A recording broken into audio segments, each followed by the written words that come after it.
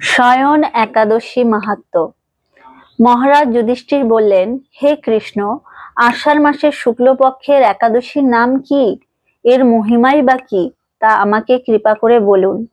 শ্রীকৃষ্ণ বললেন, ব্রহ্মা এই একাদশী সম্পর্কে দেবর্ষি নারদকে যা বলেছিলেন আমি সেই আশ্চর্যজনক কথা আপনাকে বলছি।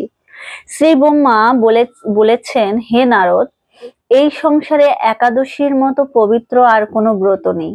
সকল পাপ বিনাশের জন্য এই বিষ্ণু ব্রত পালন করা একান্ত আবশ্যক। যে ব্যক্তি এই প্রকার পবিত্র, পাপনাশক ও সকল অভীষ্ট প্রদাতা একাদশী ব্রত না করে তাকে নরকগামী হতে হয়। আষাঢ়ের শুক্লপক্ষের এই একাদশী শয়নী নামে বিখ্যাত। শ্রী ভগবান ঋষিকেশের জন্য এই ব্রত পালন করতে হয়। এই ব্রতের সম্বন্ধে এক মঙ্গলময় পৌরাণিক কাহিনী আছে, আমি এখন তা বলছি।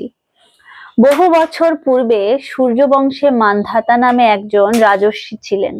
তিনি ছিলেন সত্য প্রতিজ্ঞ এবং প্রতাপশালী চক্রবর্তী রাজা। প্রজাদেরকে তিনি নিজের সন্তানের মতো প্রতিপালন করতেন।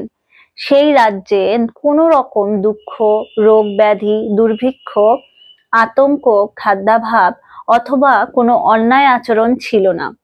এইভাবে বহুদিন অতিবাহিত হলো।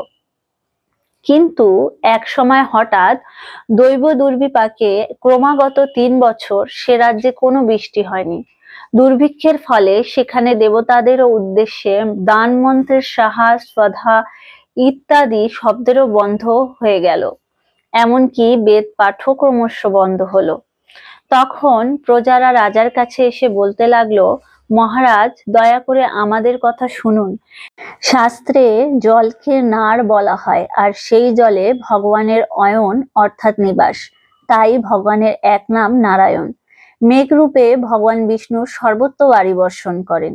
সেই বৃষ্টি থেকে অন্ন এবং অন্ন খেয়ে প্রজাগণ জীবন ধারণ করেন। এখন সেই অন্নের অভাবে প্রজারা ক্ষয়প্রাপ্ত হচ্ছে। অতএব হে মহারাজ, আপনি এমন কোনো উপায় অবলম্বন করুন যাতে আপনার রাজ্যের শান্তি এবং কল্যাণ সাধন হয়। রাজা মান্ধাতা বললেন, তোমরা ঠিকই বলেছ, অন্ন থেকে প্রজার উদ্ভব, অন্ন থেকেই প্রজার পালন। তাই অন্নের অভাবে প্রজারা বিনষ্ট হয়, আবার রাজার দোষেও রাজ্য নষ্ট হয়। আমি নিজের বুদ্ধিতে আমার নিজের কোনো দোষ খুঁজে পাচ্ছি না, তবু প্রজাদের কল্যাণের জন্য আমি আপ্রাণ চেষ্টা করব। তারপর রাজা ব্রহ্মাকে প্রণাম করে সৈন্য সহ বনে গমন করলেন। সেখানে প্রধান প্রধান ঋষিদের আশ্রমে ভ্রমণ করলেন। এভাবে একদিন তিনি ব্রহ্মার পুত্র মহা তেজস্বী অঙ্গিরা ঋষির সাক্ষাৎ লাভ করলেন। তাকে দর্শন মাত্রই রাজা মহানন্দে ঋষির চরণ বন্দনা করলেন। মুনিবর তাকে আশীর্বাদ ও কুশল প্রশ্ন জিজ্ঞাসা করলেন। রাজা তখন তার বনে আগমনের কারণ সবিস্তারে ঋষির কাছে জানালেন। ঋষি অঙ্গিরা কিছু সময় ধ্যানস্থ থাকার পর বলতে লাগলেন, হে রাজন, এটি সত্য যুগ। এই যুগে সকল লোক বেদ পরায়ণ এবং ব্রাহ্মণ ছাড়া অন্য কেউ তপস্যা করে না। এই নিয়ম থাকার সত্ত্বেও এক শূদ্র এই রাজ্যে তপস্যা করছে, আর এই অকার্যের জন্যই রাজ্যের এই দুর্দশা। তাই তাকে হত্যা করলেই সকল দোষ দূর হবে। রাজা বললেন, হে মুনিবর, তপস্যাকারী নিরপরাধ ব্যক্তিকে আমি কিভাবে বধ করব? আমার পক্ষে সহজসাধ্য অন্য কোনো উপায় থাকলে আপনি তা দয়া করে আমাকে বলুন। তদুত্তরে মহর্ষি অঙ্গিরা বললেন, আপনি আষাঢ় মাসের শুক্লপক্ষের শয়নী নামে প্রসিদ্ধা একাদশী ব্রত পালন করুন। এই ব্রতের প্রভাবেই নিশ্চয়ই রাজ্যে বৃষ্টি হবে। এই একাদশী সর্বসিদ্ধি দাত্রী এবং সর্ব উপদ্রব নাশকারিণী। হে রাজন, প্রজা ও পরিবারবর্গ সহ আপনি এই ব্রত পালন করুন। মুনিবরের কথা শুনে রাজা নিজের প্রাসাদে ফিরে এলেন। আষাঢ় মাস উপস্থিত হলে রাজ্যের সকল প্রজা রাজার সাথে এই একাদশী ব্রতের অনুষ্ঠান করলেন। ব্রত প্রভাবে প্রচুর বৃষ্টিপাত হলো। কিছুকালের মধ্যেই অন্নাভাব দূর হলো। ভগবান ঋষিকেশের কৃপায় প্রজাগণ সুখী হলো। এ কারণে সুখ ও মুক্তি প্রদানকারী এই উত্তম ব্রত পালন করা সকলেরই অবশ্য কর্তব্য। ভবিষ্যত্তর পুরাণে যুধিষ্ঠির শ্রীকৃষ্ণ তথা নারদ ব্রহ্মার সংবাদ রূপে একাদশীর এই মাহাত্ম্য বর্ণিত হয়েছে। হরে কৃষ্ণ। বিভিন্ন স্থানে পারণের সময়সূচি।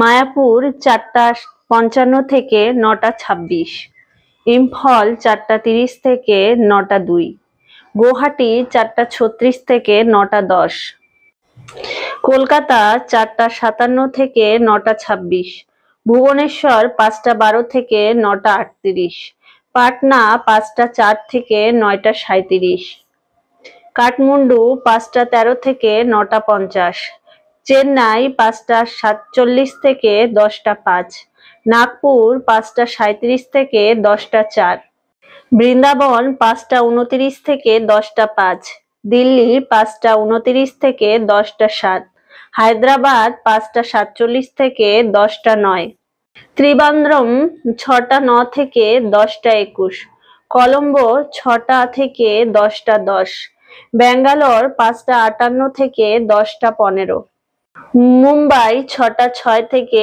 10:31, আমেদাবাদ 5:59 থেকে 10:29, উধমপুর 5:27 থেকে 10:12। হরে কৃষ্ণ, হরি বল। Thanks for watching. Hare Krishna.